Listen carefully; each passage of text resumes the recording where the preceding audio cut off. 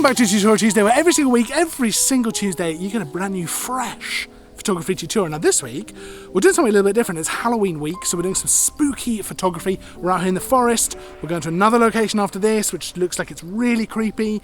We're going to do some stuff around the house as well.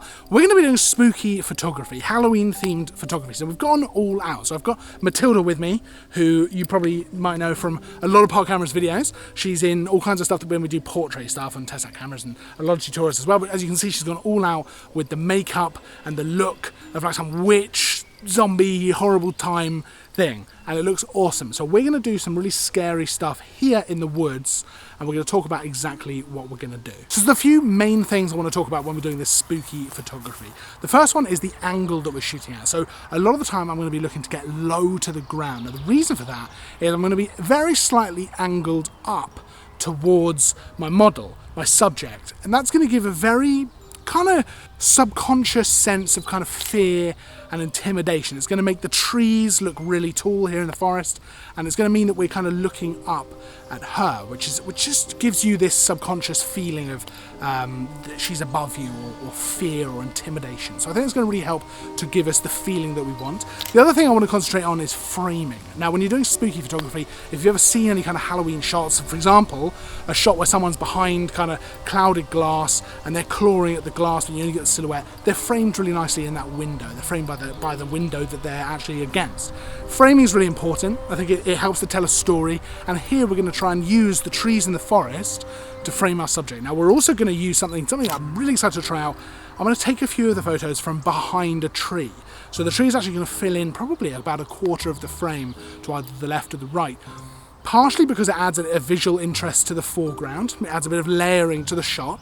So there'll be a wider shot with Matilda, my subject, standing kind of in the middle of trees and things like that, trees towering up, but the tree that we're going to be standing behind adds a little bit of foreground, so you've got that layer, but it also adds a subconscious kind of context of maybe of hiding, you know, almost like you're hiding from her. And even though it's not super obvious in the frame, it's not super obvious in the photo, it adds that just subtlety in there, which adds to the creepiness and the just horror vibe of the whole thing. Now the next thing I want to talk about is lighting. Now here in the forest, obviously we've got the tree cover, we've got clouds overhead, it's pretty overcast, so it's relatively flat. I think that's actually going to work to our benefit, and we can change things up later in post anyway. But with lighting, you really want to be deliberate with what you do, especially for spooky photography, especially for horror photography. The light is what's going to create the atmosphere. So it's going to create the actual look and the feel of your photo. Now with this flat lighting, we can change things up later. We've got a lot of room to change things up, and I think it's going to work really nicely in the forest. I don't want a nice golden light with the autumn colours and then just sort of a witch standing there. We want to have a few different things, and I think the flat lighting is going to help us to achieve the final mood of the picture that we want to go for. Now if you're using natural light like we are, it's important to be aware of what you're going for. Of course you can bring your own lights, you can use your own lights to create the mood, but it's just very important to be deliberate with that. Lighting is what's going to help set the mood. And the final thing I want to talk about is the post-processing, which we'll talk about a little bit later in the video. But for spooky Halloween horror photography, that can be really, really important. You know, you can give the final look to an image using kind of Photoshop and Lightroom to get your final image perfect, and you can add a lot. So we're going to go through that later. Right now though, let's crack on with some photos. So we've been using trees, we've been using these kind of stick construction things around the trees that you find in forests. We've been using various things to try and frame our subject and try and make it as spooky as possible. I think with spooky stuff, a straight-on portrait is probably not going to be as scary as an environmental portrait. I think having a lot more of the environment, in this case the woods, you know, it's a great time of year to come and do it, as well as autumn, so you know it's not super green. A lot of the leaves have fallen, as you can see there's leaves all around me, and the trees, they're not dead, obviously, but they don't look dead like they do in winter where they're just bare. There's still a bit of life, but it's just kind of a creepy vibe. You know, adds to the creepiness of the whole thing. So I think this is a great location to shoot some creepy stuff in, but I think certainly trying to encapsulate the whole environment helps to add to the atmosphere. You know, it's such a big part of making something scary. If you're trying to make a photo just look nice, then it's different. But if you're trying to make something feel a certain way, and in this situation, we're talking about horror, we're talking about spookiness, Halloween, then I think certainly having more environment around is helpful. Okay, so we've talked a little bit about location, we've talked about framing, we've talked about the angle you're shooting at, we've talked a little bit about natural light. Something I didn't mention when we were out in the forest was about using flash or using continuous lighting to actually light your subject. Now this is a very different type of portrait, this creates a very different vibe.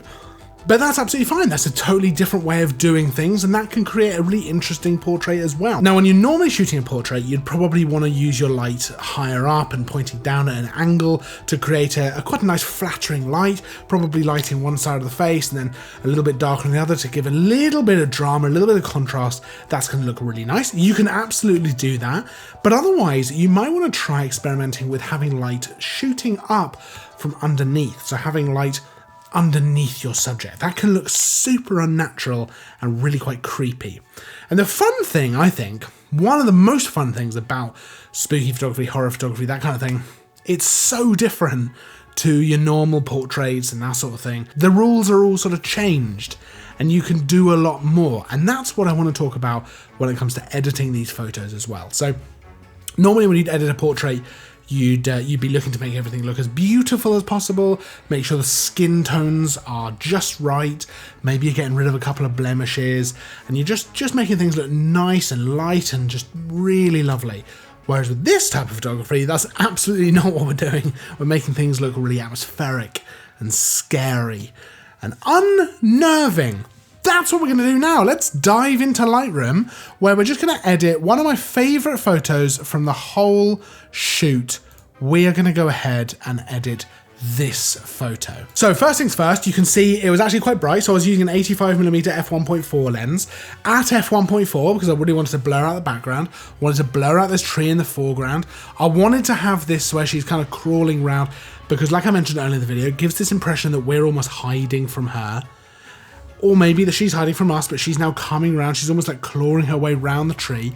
But it's very bright and very reasonable, and it doesn't show off her makeup as well and stuff like that. So we want to go ahead and change quite a lot. And like I mentioned before, this is where a lot of the fun of this kind of photography comes in, because we can go much further in the edit than we would normally go. So let's go ahead and begin by just darkening this up quite a lot, I think. Quite a lot. So I've brought that exposure down by minus 1.12. I want to bring the contrast up there as well. Let's bring the highlights down. Let's bring the shadows up. Let's do the same with the whites and the blacks a little bit there. I'm going to come up here to the white balance. I don't know if it's just me, but this looks very magenta, this photo. And because we're not worried about the skin tones, because, you know, she's got white makeup all over her to make herself look incredibly pale, and then she's got the black veins and all this stuff, we're not really going to have to worry about the skin tones at all when we're colouring this. So I'm going to go ahead and bring the tint down towards the green side of things, probably all the way down to there. Now, I think that looks really cool. I really like that, actually. But I think it looks great, and like I say, we're free to do as we like. Now texture, I'm just going to bring it up a little bit, not too much, same with clarity.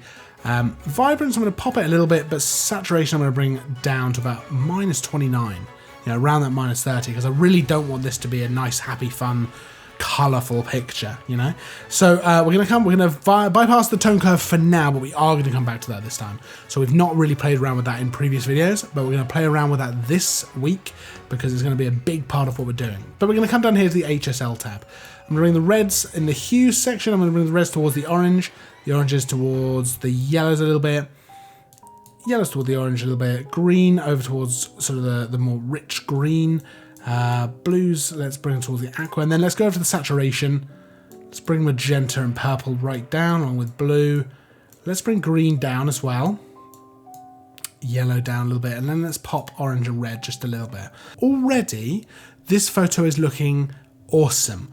I could happily leave it like that. I could happily walk away and think that is a really nice, creepy photo. But that's not where we're going to leave it. We're going to come over to Luminance. We're going to bring green down a bit, aqua blue, generally sort of darkening it up just a little bit. So I've darkened a lot of the colours there, apart from red and orange, which I'm just going to keep a little bit higher. Now, split toning, I would normally put, generally what I do with split toning, I would normally put orange in the highlights and sort of a teal blue in the shadows, very subtly. Not going to do that. I'm going to go ahead and put just some orange in the shadows and leave the highlights. Very, very different. Exciting. Let's go all the way down to the bottom to the calibration tab. I'm going to bring the red hue towards the orange a little bit and pop the saturation just a bit. I'll bring the green towards the green, pop the saturation a bit, and the blue towards the teal, pop, reduce the saturation a bit. I think that's looking really good. Let's come up now to the tone curve. So this already looks quite filmic and very, this already looks quite filmic and it looks quite unsettling, unnerving. But I think we can do something with the lighting a little bit here. There's two things I'm going to do before we do the tone curve. I'm going to select the adjustment brush to select a new adjustment brush, bring the exposure up to about +1 stop, and I'm going to paint that onto her eye. Because I want that to pop in this image. I want her eye to be a real thing that draws the eye. Next, I'm going to go ahead and click New to create a new adjustment brush. And I'm going to do the opposite. I'm going to bring the exposure down to about -1 stop. Expand the size of the brush, just using the scroll wheel on the mouse. I'm going to paint on her arm here, because it's probably at this point one of the brightest parts of the image. And I don't want that to be the case. I don't want it to distract from the rest of the image. I want the eye, I want the face to be what draws you in. And that's only because the makeup was so white that it's just reflecting the sunlight and becoming one of the brighter parts, but we want the eye to really pop in the scene.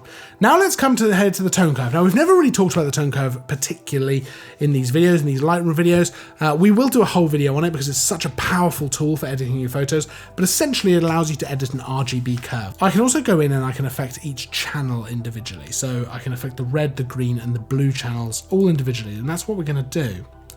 We're gonna come into the red channel, where I'm going to create 3 points. I'm going to bring the shadows down and boost up here. So we've got a basic S curve. Then I'm going to come over here to the green. Again, I'm going to create 3 basic points. Bring the highlights up and bring the shadows down. And then we're going to come over to the blue. I'm going to create 3 basic points.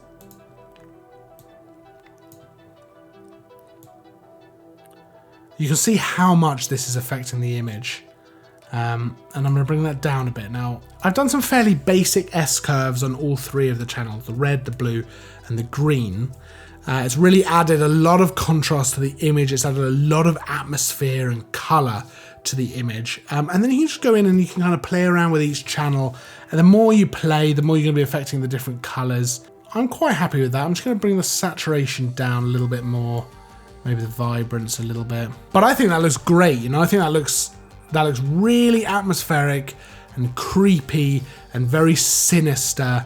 Yeah, really unsettling, really unsettling. But I'm very, very happy with how it's come out. Now, of course, we've gone really far with the edit. You absolutely don't have to go as far as that. You don't have to go crazy with colors and contrast and stuff like that. I mean, that looks very, very different to the original. But it's an interesting thing to play around with. And I think horror photography, spooky photography like this, affords you a little bit more room to play around and actually play with the final look of the image. I mean, that looks like something you might see from like a horror film poster. Which I think is really cool. I'm really happy with it. So we've gone over a few things there. We've gone over lighting, which you can use to create a bit of atmosphere. You can choose the best natural light. You can choose to use flash and stuff like that. We've gone over angles, shooting low and aiming up so that you get that kind of subconscious feeling of fear and intimidation of this thing cowering or towering over you while you cower from it. We've gone over framing, which is a really important device with this kind of thing. It helps to tell a story as well, which is an incredibly important part of this kind of photography. You know, really all kinds of photography, but especially this. The more emotion and feeling you can get into the image, the scarier it's going to be at the end of the day. So if you can get that feeling of hiding or, you know, just having a peek at something, That's really going to help. We talked a little bit about locations and using the environment in your photo to actually get the end result to be what you want. Having that environment just adds a bit of context to your photo, which can be really, really good. And then, of course, we've talked about post-processing, which is a huge part of it, at least for me, I think, for this kind of photography. You can really add a lot, you can take away a lot, you can really create the final image that you want. Now, we want to see your spooky photos. They don't have to be scary, they don't have to be portraits like these. For anything Halloween themed, we want to see your best Halloween photo. You can check a link down in the description to submit your photo to our competition. You can see all the dates and all the terms and conditions, all that kind of stuff over on the link. But you can win a Canon camera, amongst other things, all kinds of interesting things, definitely worth submitting. And hey, it's a good excuse to get out and take some Halloween photos. Now, if you do have any questions about anything you've seen in the video, pop them down in the comments below. You can see a full list of all the equipment we use down in the description as well. I'll see you in the next video. Oh, I didn't say like and subscribe. Definitely do that though, because just saying, I may or may not know some horrible witch that lives in a wood. So, you know, best to subscribe. I know. It's just best to subscribe. I'll see you in the next video. And of course, as always, thanks for watching.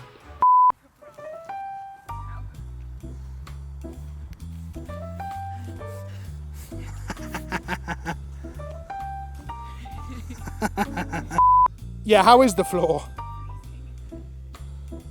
Are you in mud? It looks good though. Hold on. Yeah, well, D flip-flop. Witches don't wear no flip-flops. They don't have no time for flip-flops. They got potions to brew, you know? Oh, it looks really good though, with the trees all around you. Oh, I'm walking in mud. Still.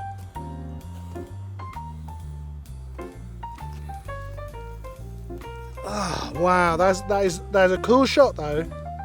I don't know if you've seen where we're going, by the way. You said you've walked like up to that horrible abandoned mill before. I looked it up on Google. It looks super creepy. It looks super intensely scary. So it'd be good, great for photos, but yeah, what's going to be in there? You know? That goes for the forest as well, where we're going to be walking around in the forest. Obviously, I'm looking normal, but Matilda's going to be looking real scary. And I didn't tell Matilda this before, but there's definitely going to be times when we're going to use a longer lens and I'm going to be further away in the trees and Matilda's going to be by herself, and if anyone is just walking a dog or anything like that, it's going to look super, super creepy.